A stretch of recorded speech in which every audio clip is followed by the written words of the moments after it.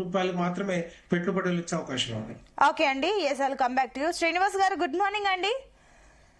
So కనీసం కేంద్రం నుంచి మద్దతు ఉంది, మేము సపోర్ట్ చేస్తామని సమ్మిట్ కి సంబంధించి. సరే, ఏవైతే 2 రోజుల సమ్మిట్ గ్రాండ్ సక్సెస్ అయ్యింది, ప్రత్యేకంగానో ప్రత్యక్షంగానో పరోక్షంగానో లక్షల మందికి పై చులుక వాళ్ళకి జాబ్స్ వస్తాయంటూ కూడా కాంగ్రెస్ గవర్నమెంట్ అంటుంటే, దాని మరోపక్క ఓకే దానికి సంబంధించి బీజేపీ నుంచి కూడా కొంచెం సపోర్ట్ కనిపించింది. కిషన్ రెడ్డి కూడా ఓకే వాళ్ళ సపోర్ట్ ఉంటుంది, మేము మా సపోర్ట్ ఉంటుందని వాళ్ళకి బహిరంగంగానే చెప్తున్నారు. బట్ బీఆర్ఎస్ కి వస్తే అసలు సపోర్టే కనిపిస్తలేదు. ఇంకొకటి ఏంటంటే అవి చేస్తున్న పనికి మొత్తం డొల్లా, అసలు ఏమీ లేదు, అంత డ్రామాలు అంటూ మాట్లాడుతున్నారు.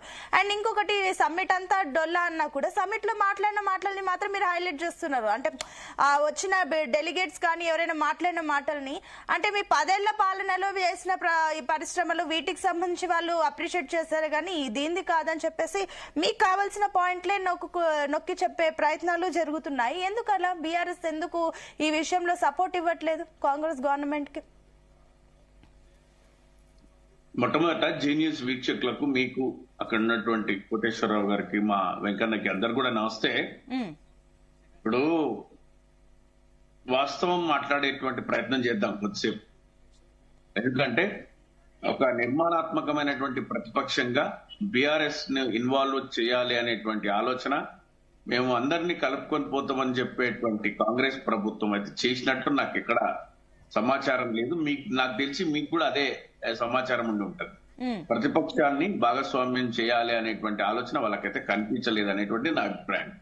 కేంద్ర మంత్రులుగా ఉన్నారు కాబట్టి అంటే సెంట్రల్ గవర్నమెంట్ కి ఇన్విటేషన్ ఇచ్చిండ్రు ప్రధాని మోడీ గారికి, అదే విధంగా కాంగ్రెస్ అధిష్టానాన్ని పిలిచిండ్రు, దాంతో పాటు ప్రధానమంత్రి గారిని పిలిచిండ్రు. కాబట్టి సో తెలంగాణ ప్రాంతానికి చెందిన మంత్రివర్యులు కిషన్ రెడ్డి గారు గౌరవంగా వాళ్ళ సమ్మిట్ ని గౌరవించినటువంటి తీరు సంతోషమే.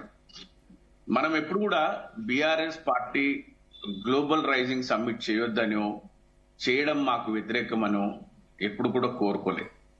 వి హార్ట్లీ వెల్కమ్ తెలంగాణ సర్వతోముఖాభివృద్ధికి అంతర్జాతీయ సదస్సును ఏర్పాటు చేయడము మేము స్వాగతిస్తున్నాం, సహకరించేటువంటి ప్రయత్నం కూడా చేస్తామని చెప్తున్నాం. ఇప్పుడు కూడా, అప్పుడైనా ఇప్పుడైనా దాన్ని ఎవరు కూడా వ్యతిరేకించటం లేదు. కానీ చేసినటువంటి ఈ 2 రోజులు అంటే చేయడానికి ముందు మేము మాట్లాడింది ఏంటి అంటే తక్షణ కర్తవ్యాలు, ప్రజల అవసరాలు, ప్రభుత్వం ఇచ్చినటువంటి హామీలు, కాంగ్రెస్ పార్టీగా తనిచ్చిన హామీలు ఏమీ నెరవేర్చినటువంటి పరిస్థితి, తక్షణం ఉన్నటువంటి ప్రభుత్వ పాలనలో చేయాల్సినటువంటి పనుల పైననే ఒక బాధ్యత లేకుండా, ప్రణాళిక లేకుండా, ఆర్థిక క్రమశిక్షణ లేకుండా ఈ ప్రభుత్వ ఆర్థిక స్థితిగతులను ఎగతాళి చేసి మాట్లాడినటువంటి ముఖ్యమంత్రి గారు, అంటే ఇంకా నేను మళ్ళీ ఆ పదాలు ఉచ్చరించాలనుకోవట్లేదు, ముఖ్యమంత్రి గారే అట్లాంటి మాటలు మాట్లాడిండ్రు.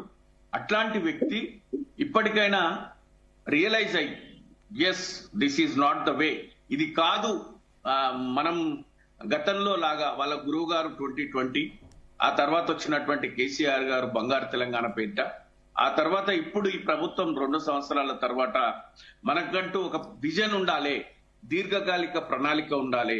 కాంగ్రెస్ ప్రభుత్వం ఉన్నా లేకున్నా రేపు ఎవరు వచ్చినా కూడా అభివృద్ధి నిరంతర ప్రక్రియ, అది కొనసాగాలి, భవిష్యత్తు ఈ విధంగా ఉండాలి అని చేసుకునే దాన్ని మేము ఎప్పుడూ వ్యతిరేకించలేము. ఎందుకంటే మా ప్రభుత్వ హయాంలో 10 సంవత్సరాల కాలంలో 3.5 లక్షల కోట్ల పెట్టుబడి, 20 లక్షల మందికి పరోక్ష ఉపాధి కల్పించినట్టు అక్షర సత్యాలు. ఈ ప్రభుత్వం కూడా మనం తేటతెల్లం చేయొచ్చు, ఈ ప్రభుత్వం దగ్గరనే అంత సమాచారం ఉంటది. కాబట్టి మేము తీసుకొచ్చినటువంటి రిఫార్మ్స్ వల్ల పెరిగిన ఐటీ ఎగుమతులు, జిఎస్డిపి, లేకపోతే ఆర్థిక స్థితిగతులు, ప్రజల ఆదాయాలు, అదే విధంగా రాష్ట్రంలో ఉన్నటువంటి భూముల పెరుగుదల, ఇన్ఫ్రాస్ట్రక్చర్ ఇంత క్రియేట్ చేసినాం. ఇదంతా కూడా బంగారు తెలంగాణ కావాలి, అగ్ర రాష్ట్రాల సరసన ఉండాలని. అదే విధంగా కాంగ్రెస్ ప్రభుత్వం కూడా ఒక ప్రయత్నం చేసినప్పుడు, ఇనిషియేషన్ తీసుకున్నప్పుడు తెలంగాణ సర్వతోముఖాభివృద్ధి కోసం, తెలంగాణ వికాసం కోసం, తెలంగాణ అభివృద్ధి కోసం ఒక భౌగోళిక తెలంగాణ రావాలి. తెలంగాణ ప్రజలంతా, తెలంగాణ మహిళ, తెలంగాణ రైతు, తెలంగాణ యువత తలెత్తుకొని ఉండాలి అని అందరినీ భాగస్వామి చేసి రైజింగ్ తెలంగాణ పేరిట ఒక కార్యక్రమాన్ని చేపట్టడాన్ని మేము ఎప్పుడూ తప్పుపట్టలేము. అయినా వీళ్ళు ఈ రోజు 2 రోజుల పండగలో వాళ్ళు చేసినటువంటి సంబురంలో ప్రజల దృష్టిని అయితే తమ వైపు తిప్పుకున్నారు. తాత్కాలికంగా ప్రజా సమస్యలను పక్కకు నెట్టివేసిండ్రు. ఈ 2 రోజులలో భిన్న పత్రికలు విభిన్న రీతిలో ఒకరు 1,00,000 అని, ఒకరు 2 లక్షలని, ఒకరు 3 లక్షలని, ఒకరు 5 లక్షలు అంటారు. ఇది ఇందులో నాకు కనిపించిన 2 ఇన్సూరెన్స్ కంపెనీలు, 2 ఎలక్ట్రానిక్ కంపెనీలు మినహాయిస్తే మిగతా అన్ని కూడా existing local Hyderabad based, Indian based. Pharma అయితే 100% హైదరాబాద్ బేస్డే. వాళ్ళు ఎంఓయూలు కుదుర్చుకున్నారు.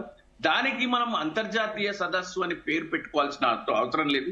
56 దేశాల ప్రతినిధులు వస్తున్నారని మాట్లాడి అయినా వీళ్ళు శ్వేతపత్రాలు రిలీజ్ చేయడంలో కాంగ్రెస్ పార్టీ దిట్ట కాబట్టి ఇంతవరకు ఏం చెప్తారు? విజన్ 2047 డాక్యుమెంట్ రిలీజ్ చేస్తారు కదా, దాని గురించి ఏమంటారు? ఫ్యూచర్ సిటీకి సంబంధించి సరే, ఫ్యూచర్ సిటీ గురించి మాట్లాడితే ఫ్యూచర్ సిటీ పట్ల కూడా మాకు ఒక అబ్జెక్షన్ ఉంది. మాకంటే అక్కడ ఉన్నటువంటి రైతుల పక్షాన మేము దాన్ని ఫార్మా సిటీ కోసం మేము తీసుకొచ్చినటువంటి భూములన్నిటిని కూడా ఈనాటి మంత్రి కోమటిరెడ్డి వెంకటరెడ్డి గారు యాచారం మా దగ్గర మండలమే, అక్కడ వచ్చి రైతులతో మాట్లాడిన ప్రభుత్వం రాగానే మేము ఫార్మాను రద్దు చేస్తాం, మీ భూములు మీకు ఇస్తామని.